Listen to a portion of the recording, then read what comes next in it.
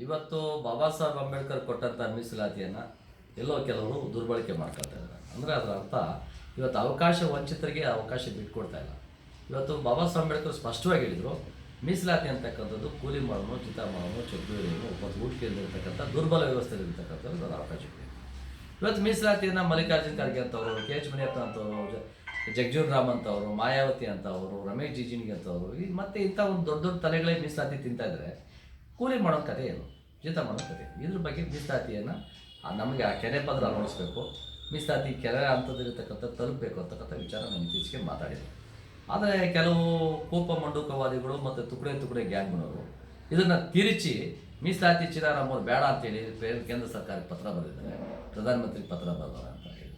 ನಾನು ಪತ್ರ ಬರೆದಿರ್ತಕ್ಕಂಥದ್ದು ಯಾರು ಅವಕಾಶ ವಂಚಿತರಿದ್ದಾರೆ ಅವ್ರಿಗೊಂದು ಅವಕಾಶ ಸಿಗಬೇಕು, ಆ ಅವಕಾಶ ಸಿಗಬೇಕಾದಂಥವ್ರಿಗೆ ಮೀಸಲಾತಿ ಹೋಗಲಿ ಅನ್ನೋದಕ್ಕೆ ನಾನು ಮಾತಾಡಿದ್ದೆ. ಈ ವಿಚಾರದಲ್ಲಿ ನಾನು ಸಂಪೂರ್ಣವಾಗಿ ಕೂಲಿ ಮಾಡ್ತಕ್ಕಂಥವ್ರು, ಬಡತನದಲ್ಲಿರ್ತಕ್ಕಂಥ ಎಲ್ಲ ಬಡವರಿಗೆ ಮೀಸಲಾತಿ ಸಿಗಲಿ ಅಂತಕ್ಕಂಥ ಮಾತನ್ನು ಮಾತಾಡಿದ್ದೇನೆ. ಇವತ್ತು ಅದನ್ನು ತಿರುಚಿರ್ತಕ್ಕಂಥದ್ದು ಮತ್ತು ದಲಿತ ಸಂಘಟನೆಗಳ ವಿರುದ್ಧವಾಗಿ ಗಡೀಪಾರು ಮಾಡಿ ಅವ್ರನ್ನ ಕಂಡಲ್ಲಿ ಗುಂಡಿಕ್ಕಿ ಸಾಯಿಸಿ ಅವರಿಗೆ ನಾವು ಮಸಿ ಬೆಳಿತೀವಿ, ಅವ್ರನ್ನ ಹೊಡೆದಾಕ್ತೇವೆ, ಅವ್ರ ವಿರುದ್ಧ ಹೋರಾಟ ಮಾಡ್ತೇವೆ, ಅವರೆಲ್ಲೇ ಕಾರ್ಯಕ್ರಮಕ್ಕೆ ಹೋದರೂ ಆ ಕಾರ್ಯಕ್ರಮ ವಿರುದ್ಧವಾಗಿ ನಾವು ಪ್ರತಿಭಟನೆ ಮಾಡ್ತೇವೆ ಇಂತಕ್ಕಂಥ ಹಲವಾರು ವಿಚಾರಗಳು ಹಲವಾರು ರೀತಿಯಲ್ಲಿ ಪ್ರತಿಬಿಂಬಿಸ್ಕೊಂಡು ಬಂದರು. ಪ್ರಾರಂಭದಲ್ಲಿ ಇದನ್ನು ಗೊತ್ತಾಗದೇ ಇರತಕ್ಕಂಥ ಅಮಾಯಕ ಜನ ನನ್ನ ಆ ಮಾತನ್ನು ನಂಬಿದರು. ಇವತ್ತು ಸತ್ಯ ತಿಳ್ಕೊಂಡಂಥವ್ರು ಸಂಪೂರ್ಣವಾಗಿ 70-80% ಜನ ನನ್ನ ವಿಚಾರಕ್ಕೆ ಬೆಂಬಲಕ್ಕೆ ನಿಂತಿದ್ದಾರೆ. ಯಾರು ನನ್ನ ವಿರೋಧ ಮಾಡಿ ಬೈತಾ ಇದ್ರು, ಯಾರು ನನ್ನ ವಿರೋಧ ಮಾಡಿ ಮಾತಾಡ್ತಾ ಇದ್ರು, ಅವರು ಇವತ್ತು ನನ್ನ ಪರವಾಗಿ ಸತ್ಯ ಅರ್ಥ ಮಾಡ್ಕೊಂಡಿದ್ದಾರೆ. ನಾನು ಯಾವತ್ತೂ ಮೀಸಲಾತಿ ವಿರುದ್ಧವಾಗಿ ಇಲ್ಲ, ಮೀಸಲಾತಿಯನ್ನು ಬೇಡ ಅಂತ ಹೇಳೋನು ನಾನಲ್ಲ. ಮೀಸಲಾತಿ ಬೇಕು ಅಂತಂದಾಗ ಎಲ್ಲಿ ಬೇಕು, ಯಾರಿಗೆ ಬೇಕು, ಯಾರು ಹಸಿವಿನಲ್ಲಿದ್ದಾರೆ. ಅಂಬೇಡ್ಕರ್ ಉದ್ದೇಶನೇ ಅದು. 1954ರಲ್ಲಿ ಹರಿಯಾಣದಲ್ಲಿ ನಡೆದಂಥ ದೊಡ್ಡ ಸಮಾವೇಶದಲ್ಲಿ, ದಲಿತರ ಶೋಷಿತರ ಸಮಾವೇಶ ನಡೀತದೆ. ಆ ಸಮಾವೇಶದಲ್ಲಿ ಬಾಬಾ ಸಾಹೇಬ್ ಅಂಬೇಡ್ಕರ್ ಅಧ್ಯಕ್ಷ ಭಾಷಣ ಮಾಡ್ತಾ ಕಣ್ಣಲ್ಲಿ ಹಾಕೊಂಡು ಗಳಗಳ ಅಂತ ಹೇಳ್ತಾರೆ. ಅದ್ರ ಉದ್ದೇಶ ಏನು, ನಾನು ಸಿಟಿಯಲ್ಲಿ ನಾನು ಮೀಸಲಾತಿಯನ್ನು ಕೊಟ್ಟಂಥದ್ದು ಸರಿಯಾದ ರೀತಿಯಲ್ಲಿ ಬಳಕೆ ಆಗ್ತಾ ಇಲ್ಲ. ಈ ಮೀಸಲಾತಿ ಕಟ್ಟ ಕಡೆಯ ಸಮಾಜಕ್ಕೆ ತಲುಪಬೇಕಾದ್ರೆ ಹಳ್ಳಿನಲ್ಲಿರ್ತಕ್ಕಂಥ ವಿದ್ಯಾವಂತರು ಮತ್ತು ಬಡತನದಲ್ಲಿರ್ತಕ್ಕಂಥವ್ರು ಸಿಗಬೇಕು. ಇವತ್ತು ಈ ಮೀಸಲಾತಿ ಪಡ್ಕೊಳ್ತಾರಲ್ಲ ಪಟ್ಟಣದ ವಾಸಿಗಳು ಮತ್ತು ವಿದ್ಯಾವಂತರಿಗೆ ಮೀಸಲಾತಿ ಹೋಗ್ತಾ ಇದೆ. ಈ ಮೀಸಲಾತಿ ಇವತ್ತು ಬಳಕೆ ಮಾಡೋ ರೀತಿ ಸರಿಯಿಲ್ಲ ಅಂತಕ್ಕಂಥ ಮಾತು ಅಂಬೇಡ್ಕರೇ ಹೇಳಿದ ಮಾತು. ಇವತ್ತು ಇಷ್ಟು ವರ್ಷಗಳಾದರೂ ಮೀಸಲಾತಿಯನ್ನು ಪದೇ ಪದೇ ತಗೊಳ್ತಾ ಇದ್ದಾರೆ. ರಾಜಕೀಯವಾಗಿ 10 ವರ್ಷಕ್ಕೆ ಒಂದ್ಸರಿ ವಿಸ್ತರಣೆ ಮಾಡ್ಕೊಂಬಂದಿದ್ದಾರೆ. 2020ಗೆ ಜನವರಿ 25ಗೆ ಮೀಸಲಾತಿಗೆ ಇರ್ತಕ್ಕಂಥದ್ದು ಮುಕ್ತಾಯ ಆಗ್ತದೆ. ಮತ್ತೆ 10 ವರ್ಷ ವಿಸ್ತರಣೆ ಮಾಡ್ತಾರೆ. ಮತ್ತೆ ವಿಸ್ತರಣೆ ಮಾಡೋ ಸಂದರ್ಭದಲ್ಲಿ ಯಾರು ನಿಜವಾದ ಬಡತನದಲ್ಲಿರ್ತಕ್ಕಂಥ ಕಟ್ಟ ಕಡೆ ಸಮಾಜ ಇದೆ ಅವ್ರಿಗೆ ತಲುಪಬೇಕಂತ ಮಾತಾಡಿದ್ರೆ ಕೆಲವರು ಉದ್ದೇಶಪೂರ್ವಕವಾಗಿ ಅದನ್ನು ತಿರುಚಿ ಈ ತುಕಡೆ ಗ್ಯಾಂಗ್ಗಳು ಅಂತ ನಾನು ಕರಿತೀನಿ. ಕಾರಣ ಯಾಕಂದ್ರೆ ನಾನು ಯಾರನ್ನೂ ಇಂಥವ್ರಂತ ಹೇಳಲ್ಲ. ಸತ್ಯ ಅರ್ಥ ಮಾಡ್ಕೊಳ್ಳಿ. ಈಗ ಮಾವಳಿ ಶಂಕರ್ ಇತ್ತೀಚೆಗೆ ನನ್ನ ಬಗ್ಗೆ ಲಘುವಾಗಿ ಮಾತಾಡಿದರು. ನಾನು ಮಾವಳಿ ಶಂಕರ್ಗೂ ಕರೆದಿದ್ದೇನೆ, ಬನ್ನಿ ಮಾವಳಿ ಶಂಕರ್, ನಾನು ನೀನು ಕೂತ್ಕೊಳ್ಳೋಣ, ಇಬ್ಬರು ಸಮಾನವಾಗಿ ಸಮಾನ ವಯಸ್ಕರು ನಾವು ಹೋರಾಟ ಮಾಡುವಾಗೆ ನೀವು ಹೋರಾಟ ಸ್ಟಾರ್ಟ್ ಮಾಡಿದ್ದು. ನಾನು 85ಅಲ್ಲಿ, ನಾನು 86ಅಲ್ಲಿ ನಾನು ನಿನ್ನ ಜೊತೆಲಿ ಘರ್ಷಣೆ ಮಾಡ್ಕೊಂಡಿದ್ದೇನೆ. ಬಾಬಾ ಸಾಹೇಬ್ ಅಂಬೇಡ್ಕರ್ ಕೊಟ್ಟಂಥ ಮೀಸಲಾತಿ ವಿಷಯದಲ್ಲಿ ಕೆನೆಪತ್ರವನ್ನು ಅಳವಡಿಸ್ಬೇಕಂತಕ್ಕಂಥ ಹೋರಾಟನ ಆಗ್ಲಿಂದರೂ ಮಾಡ್ಕೊಂಡು ಬಂದಿದ್ದೀನಿ. ಕ್ಯಾರಿ ಓವರ್ ಸಿಸ್ಟಮ್ ಅಂತಕ್ಕಂಥದ್ದು ರಾಮಕೃಷ್ಣ ಹೆಗಡೆ ತಂದು ಫಸ್ಟ್ ಡಿಗ್ರಿ ಹುಡುಗರು ಫೇಲ್ ಆದರೆ ಸೆಕೆಂಡ್ ಡಿಗ್ರಿ ಕಾಲೇಜಲ್ಲಿ ಅಡ್ಮಿಷನ್ ಕೊಡ್ತೀವಿ, ಹಾಸ್ಟೆಲ್ ಕೊಡೋಣ ಅಂತಂದರೆ ನಮ್ಮ ಪರಿಸ್ಥಿತಿ ಏನಂತ ನಾನು ಹೋರಾಟ ಮಾಡಿ ರಾಮಕೃಷ್ಣ ಹೆಗಡೆ ಚಟ್ಟ ಕಟ್ಟಿ ಮೆರವಣಿಗೆ ಮಾಡೋ ಸಂದರ್ಭದಲ್ಲಿ ನೀನು ನನ್ನನ್ನು ಬಂದು ಅಟ್ಯಾಕ್ ಮಾಡಿದೆ ಹಾಸ್ಟೆಲಲ್ಲಿ 86ರಲ್ಲಿ. ನಾನು ಅಟ್ಯಾಕ್ ಮಾಡಿದಾಗ ಹೇಳಿದೆ, ಯಾಕೆ ಅಟ್ಯಾಕ್ ಮಾಡ್ತಿದ್ದೆ? ಇಲ್ಲ ನಾವು ಹೋರಾಟ ಮಾಡ್ತೇವೆ, ಬಸವಣ್ಣಪ್ಪ ಇದ್ದಾರೆ, ಬಿ ರಾಜಯ್ಯ ಇದ್ದಾರೆ, ಡಿ ಮಂಜುನಾಥ್ ಇದ್ದಾರೆ, ಅವರು ಇದನ್ನು ಮುಖ್ಯಮಂತ್ರಿ ಜೊತೆ ಮಾತಾಡಿ ಇದನ್ನು ಸಮಾಪ್ತಿ ಮಾಡ್ತೀವಿ, ನೀವು ಹೋರಾಟ ಮಾಡಬೇಡಿ ಅಂತ ನಾನು ಹೇಳಿದ್ದೆ. ಅವತ್ತು ಅಂಬೇಡ್ಕರ್ ಒಂದು ಗುಂಪಿನ ಬೇಕಾದರೂ ಹೋರಾಟದಿಂದ ಪಡಿ ಅಂತ ಹೇಳಿದ್ದಾರೆ. ಯಾರ ಹತ್ರ ಹೋಗಿ ಬಗ್ಲಾಚೋ ಕೆಲಸ ಇಲ್ಲ. ನೀವು ಮಾತಾಡೋದು ಮಾತಾಡಿ, ನಿಮ್ಮ ಕೆಲಸ ನೀವು ಮಾಡಿ, ನಾವು ಹೋರಾಟ ಮಾಡಿ ಜನಜಾಗೃತಿ ಮಾಡೋದು ಮಾಡ್ತೀನಿ ಅಂತ ಹೇಳಿದಾಗ ನನಗೂ ನಿಮಗೂ ಘರ್ಷಣೆ ಆಗಿದ್ದು ನಿಜ. ಅದಾದಮೇಲೆ ಎಲ್ಲೂ ಅವ್ರನ್ನ ನಾನು ಒಂದು ಸಾರಿನೂ ಯಾವುದೇ ವೇದಿಕೆಗಳಲ್ಲಿ ಮಾತಾಡಲಿಲ್ಲ, ಯಾವೊಂದು ಫೋನ್ ನಂಬರ್ ನಂತರಿಲ್ಲ. ನಾನು ಬಳ್ಳಾರಿಗೆ ಹೋಗ್ಬೇಕಾದ್ರೆ ದಾರಿ ಯಾವುದಂತ ನಾನು ಕೇಳಿದ್ದೀನಿ, ದಾರಿ 2 ದಾರಿ ಇದೆ, ಯಾವುದಲ್ಲಿ ಹೋಗ್ಬೇಕು ಅಂತ ಕೇಳಿದೆ ಅಂತೇಳಿ ಲಘುವಾಗಿ ಮಾತಾಡ್ತಿರಲ್ಲ. ನೀವು ಅಂಬೇಡ್ಕರ್ ಏನೇನು ಹೇಳಿದ್ರು, ಕಾಂಗ್ರೆಸ್ ಉರಿಯೋ ಮನೆ ಅಂತ ಹೇಳಿದ್ರು. ಆ ಮನೆಯಲ್ಲಿ ಹೋಗಿ ನೀವು ಅವ್ರ ಪರವಾಗಿ ಅನೌನ್ಸ್ ಮಾಡ್ತಿದ್ದೀರಿ, ಅಂಬೇಡ್ಕರ್ ವಿಚಾರಗಳಿಗೆ ನೀವು ವಿರುದ್ಧವಾಗಿದ್ದೀರಿ, ನೀವು ದಾರಿ ತಪ್ಪಿದ ಮಗ. ಇದೆಲ್ಲ ಮಾಡಬಾರ್ದು ಸಂಘಟನೆಗಳು ಅಂತಕ್ಕಂಥ ವಿಚಾರ ನಾನು ಪ್ರಸ್ತಾಪ ಮಾಡಿದ್ದೆ. ಹೊಸಕೋಟೆಯಲ್ಲಿ ನಡೆದಂಥ ಒಂದು ಪತ್ರಿಕಾಗೋಷ್ಠಿಯಲ್ಲಿ ಈ ವಿಚಾರ ಹೇಳಿದೆ. ಅದಾದಮೇಲೆ ನನ್ನನ್ನು ನೀವು ಪಟಾಲಮ್ಮನ ಕಳಿಸಿದ್ದೀರಾ, ಒಂದು ಪ್ರೆಸ್ ಮೀಟ್ ಮಾಡಿದ್ದೀರಾ, ನನ್ನನ್ನು ಗಡೀಪಾರು ಮಾಡಿ. ಅರೆ ಗಡೀಪಾರು ಮಾಡಬೇಕಾದ್ರೆ ಕಾಮನ್ ಸೆನ್ಸ್ ಬೇಡವಾ ನಿಮಗೆ? ಯಾವ ವಿಷಯದಲ್ಲಿ ಗಡೀಪಾರು ಮಾಡ್ತಾರೆ? ಇವತ್ತು ಗಡೀಪಾರು ಮಾಡಿ ಅಂತ ಹೇಳ್ತಕ್ಕಂಥ ಮಾತು, ನಿಮ್ಮ ಮಾತು ಒಂದು ನೀವು ಎಷ್ಟು ಸಂಕುಚಿತವಾದಿಗಳು ಅನ್ನೋದು ಅರ್ಥ ಆಗ್ತದೆ. ಗಡೀಪಾರು ಮಾಡಬೇಕಾದ್ರೆ ಯಾವುದಾದ್ರೂ ದೇಶದ್ರೋಹ ಚಟುವಟಿಕೆ ಮಾಡಿರಬೇಕು, ಇಲ್ಲ ಯಾವುದಾದ್ರೂ 10 ಕೇಸೋ 20 ಕೇಸೋ 50 ಕೇಸೋ ಅಥವಾ ಸಮಾಜಕ್ಕೆ ಘಾತಕ ಕೆಲಸ ಮಾಡ್ತಾ ಇರಬೇಕು, ಅವ್ರನ್ನ ಗಡೀಪಾರು ಮಾಡ್ತಾರೆ.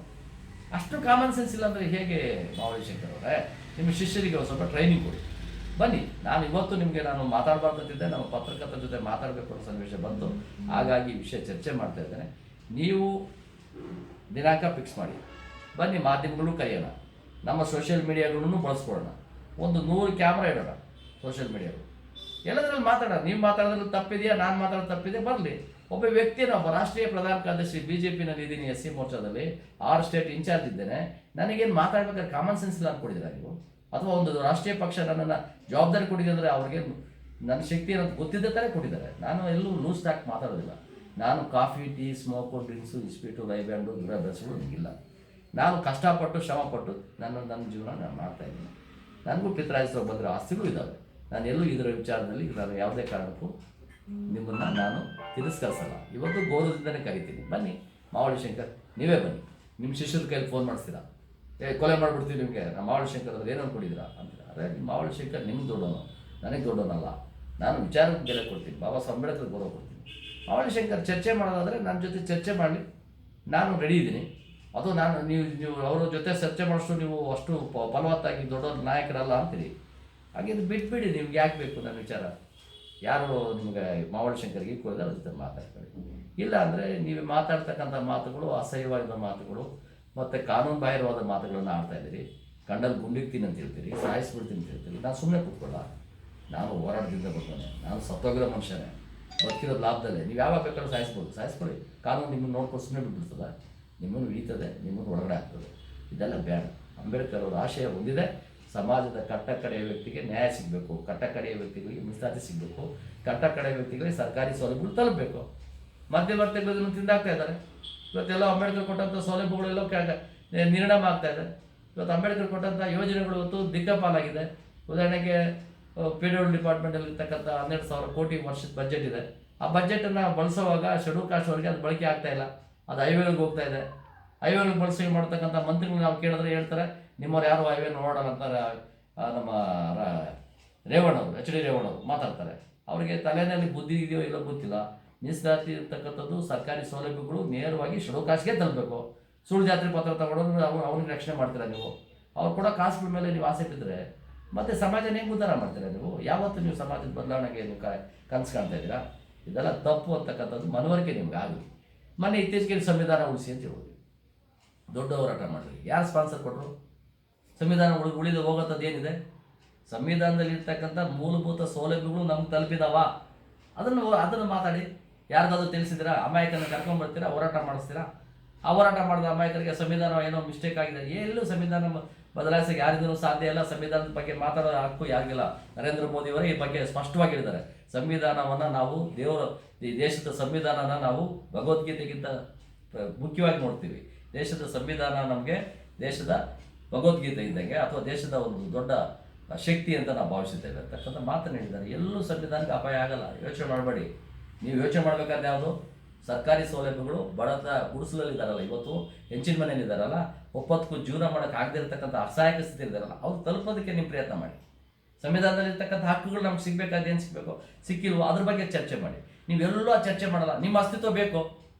ನೀವು ಅಸ್ತಿತ್ವ ಬೇಕು ಅಂತಂದಾಗ ಏನೋ ಒಂದು ಜನರಿಗೆ ಗೋಬೆ ಕೊಡ್ಸೋ ಕೆಲಸ ಮಾಡ್ತೀರಿ.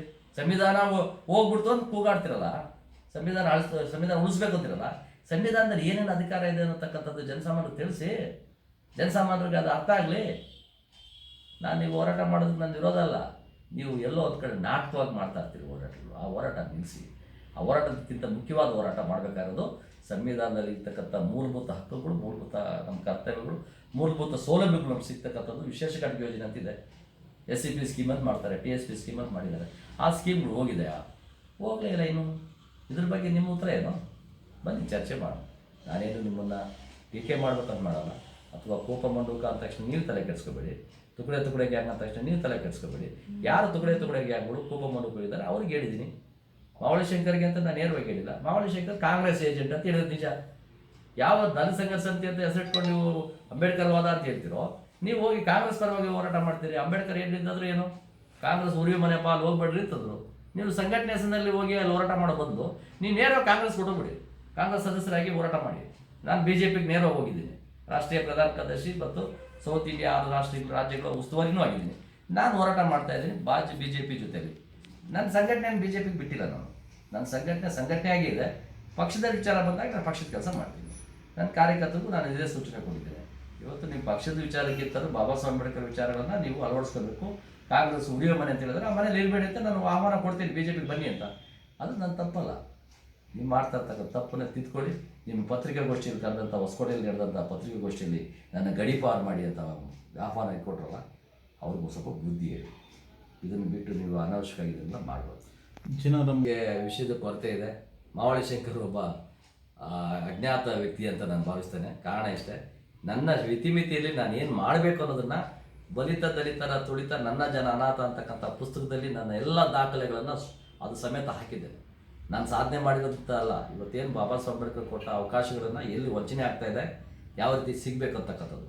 ಇವತ್ತು ನಾನು ಜಮ್ಮು ಕಾಶ್ಮೀರಲ್ಲಿ ಆಲ್ ಇಂಡಿಯಾ ದಲಿತ ಆಕ್ಷನ್ ಕಮಿಟಿ ನಮ್ಮ ಸಂಘಟನೆ ಇದೆ, ಗುಜರಾತಲ್ಲಿದೆ, ರಾಜಸ್ಥಾನದಲ್ಲಿದೆ, ಇವತ್ತು ಒಡಿಸ್ಸಾದಲ್ಲಿದೆ, ಇವತ್ತು ಹರಿಯಾಣದಲ್ಲಿದೆ, ಪಂಜಾಬಲ್ಲಿದೆ, ಬಿಹಾರಲ್ಲಿದೆ, ಮಧ್ಯಪ್ರದೇಶದಲ್ಲಿದೆ, ಉತ್ತರ ಪ್ರದೇಶದಲ್ಲಿದೆ, ಮಹಾರಾಷ್ಟ್ರದಲ್ಲಿ ನಾನು ಸಂಘಟನೆ ಮಾಡಿದ್ದೇನೆ. ಇವತ್ತು ತೆಲಂಗಾಣದಲ್ಲಿ, ಆಂಧ್ರದಲ್ಲಿ, ತಮಿಳುನಾಡಲ್ಲಿ, ಕೇರಳದಲ್ಲಿ, ಇವತ್ತು ಪಾಂಡಿಚೇರಿಯಲ್ಲೂ ನಮ್ಮ ಸಂಘಟನೆ ಇದೆ. ನೀವು ಕಾಣ್ರಿ, ಸ್ವಲ್ಪ ದಿವಸದಲ್ಲಿ ಬರುತ್ತೆ. ಇತ್ತೀಚೆಗೆ ನನ್ನ ಪುಸ್ತಕನ ಒಂದು ಕನ್ನಡದಲ್ಲಿ ಬರೆದಂಥ ಪುಸ್ತಕನ ಇಂಗ್ಲೀಷ್ಗೆ ಟ್ರಾನ್ಸ್ಲೇಟ್ ಮಾಡ್ತಾಯಿದ್ದೀನಿ, ಹಿಂದಿಗೂ ಟ್ರಾನ್ಸ್ಲೇಟ್ ಮಾಡ್ತಾಯಿದ್ದೀನಿ, ತೆಲುಗುಗೂ ಮಾಡ್ತಾಯಿದ್ದೇನೆ, ತಮಿಳಿಗೂ ಮಾಡ್ತಾಯಿದ್ದೇನೆ. ನನ್ನ ಪುಸ್ತಕದ ವಿಚಾರ ಇಟ್ಕೊಂಡು ಇಡೀ ರಾಷ್ಟ್ರದಲ್ಲಿ ಒಂದು ಆಂದೋಲನ ಸ್ಟಾರ್ಟ್ ಆಗ್ತದೆ. ನಾನು ಮೀಸಲಾತಿ ಬೇಡ ಅಂತಕ್ಕಂಥದ್ದು ಅಥವಾ ಬಿ ಜೆ ಪಿನ ಓಲೈಸ್ಕೊಳ್ಳೋದಕ್ಕೆ ನಾನು ಮಾಡ್ತಾಯಿದ್ದೀನಿ, RSS ಖುಷಿ ಪಡ್ಸೋಕ್ಕೆ ಮಾಡ್ತಾರೆ ನನಗಿದ್ರೆ, ಕೋಲಾರದಲ್ಲಿ ನಾನು MP ಆಗ್ತಾಯಿದ್ದೆ. ಅದಕ್ಕಿಂತ ದೊಡ್ಡ ರಾಜಕೀಯದಲ್ಲಿ ಇನ್ನೇನು ಅಧಿಕಾರ ಇತ್ತು? ನಾನು ಅದನ್ನು ಬಿಟ್ಕೊಟ್ರ ಉದ್ದೇಶ ಏನಂತಂದರೆ, ನನಗೆ ಯಾರನ್ನೋ ಓಲೈಸೋ ಕೆಲಸ ಮಾಡೋಕ್ಕಲ್ಲ. ನಾನು ಮಾಡ್ತಕ್ಕಂಥ ಕೆಲಸ ಕಟ್ಟ ಕಡೆಯ ಜನ ಇವತ್ತು ಕೂಲಿ ಮಾಡೋನು, ಉಚಿತ ಮಾಡೋನು, ಚಪ್ಪಲಿ ಒಪ್ಪತ್ತು ಕೂಟ್ಲಿದ್ದನು ವನವಾಸ ಮಾಡ್ತಾನೆ. ಯಾಕಂದರೆ ಎತ್ತೋಳ ಕಷ್ಟ ಎತ್ತೋಳಿಗೆ ಗೊತ್ತಿರುತ್ತೆ. ನಾನು ಒಂದು ಸಮಯದಲ್ಲಿ ನಾನು ಮಲಗೋಕೆ ಮನೇಲಿ ಜಾಗ ಇದ್ದಿದ್ದಾಗ ಗೋಣಿ ಚೀಲನ ನಮ್ಮ ತಾಯಿ ಕೊಡ್ತಾಯಿದ್ರು. ಆ ಗೋಣಿ ಚೀಲ ತೊಗೊಂಡೋಗಿ ಪಕ್ಕದ ಮನೆಯಲ್ಲಿ ವರಾಂಡದಲ್ಲಿ ಮಲ್ಕೊಳ್ಬೇಕಾದ್ರೆ ಆ ಗೋಣಿ ಚೀಲದಲ್ಲಿ ಮಲಗಿ ನಾವು ನಿದ್ದೆ ಮಾಡಿದ್ದೇವೆ. ಒಂದೊತ್ತು ಊಟಕ್ಕೂ ಒದ್ದಾಡಿದ್ದೇವೆ. ಆ ಪರಿಸ್ಥಿತಿಯಲ್ಲಿ ನೋವನ್ನು ಅನುಭವಿಸಿದ್ರು ನಾನು. ಇವತ್ತು ಆ ಜನರ ಪರವಾಗಿ ನಿಲ್ಲಬೇಕಾದ ನನಗೆ ಅನಿವಾರ್ಯತೆಯಲ್ಲಿ ನಾನು ನಿಂತಿದ್ದೆ. ಅಭ್ಯರ್ಥಿ ನಾನು ಅದನ್ನೇ ಬಿಟ್ಟಿದ್ದೇನೆ. ಅಥವಾ ರಾಜಕೀಯವಾಗಿ ನಾನು ಅವ್ರ ಹತ್ರ ಶಬಾಷ್ಗಿರಿ ತೊಗೊಳ್ಬೇಕು ಅನ್ನೋಂಗಿದ್ರೆ, ನಾನು ಕಳೆದ ಬಾರಿ MLC ನಂದು ಪ್ರಸ್ತಾಪ ಆಗಿತ್ತು. MLC ನನಗೆ ಸಿಗಲಿಲ್ಲ. ನಾನು ಬಯಸಿದ್ದೆ MLC ಆಗಬೇಕು, ನಾನು ಅಸೆಂಬ್ಲಿಯಲ್ಲಿ ಕೌನ್ಸಿಲಲ್ಲಿ ಕೂತ್ಕೊಂಡು ನಾನು ಮಾತಾಡಬೇಕು ಅನ್ನೋ ಆಸೆ ನನಗೂ ಇತ್ತು. ಸಿಗಲಿಲ್ಲ ಅಂದರೆ ನಾನು ಸುಮ್ಮನೆ ಇದ್ದೀನಿ. ನಾನು ಎಲ್ಲೂ ಬಂಡಾಯಗಾರನೂ ಆಗಿಲ್ಲ, ಓಲೈಸ್ಕೊಳ್ಳೋ ಕೆಲಸನೂ ನಾನು ಮಾಡಲಿಲ್ಲ. ಹಾಗಾಗಿ ಇವತ್ತಿನ ದಿನದಲ್ಲಿ ನಮ್ಮ ಪ್ರಶ್ನೆ ಅಧಿಕಾರಕ್ಕಲ್ಲ, ನನ್ನ ಪ್ರಶ್ನೆ ನನ್ನೊಬ್ಬನ ಉದ್ಧಾರಕ್ಕಲ್ಲ. ನನಗೆ ಹೊಟ್ಟೆ ತುಂಬ ಊಟ ಇದೆ, ಇರೋಕ್ಕೆ ಮನೆ ಇದೆ.